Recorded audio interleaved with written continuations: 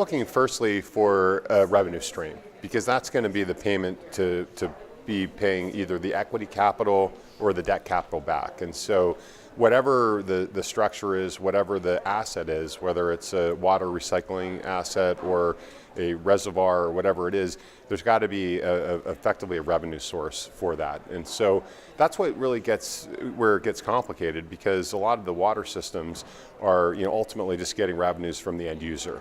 Meaning you use the water at your house, you pay X amount for it.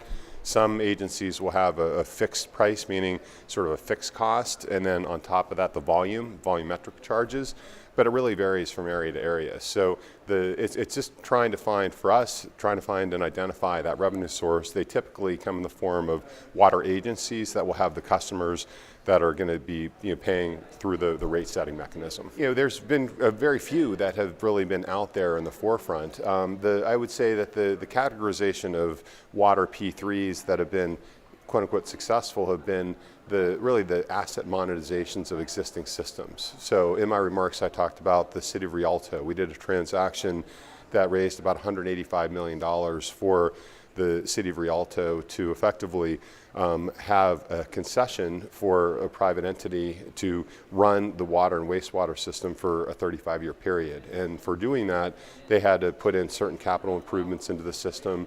They had to make sure that the water quality was at a certain level, and they got the benefit of an equity return based on the formula of that concession.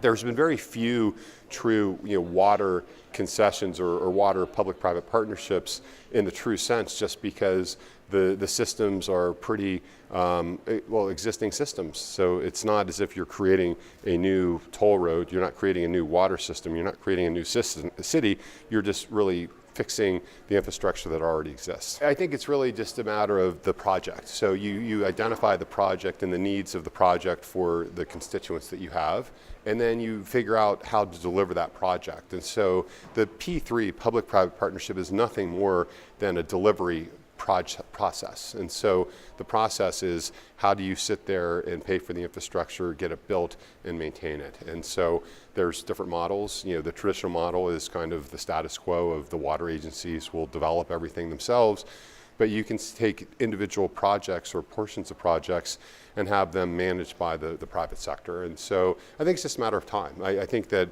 the evolution will ultimately get there, and it's forums like this that will hopefully educate the masses to make it a priority.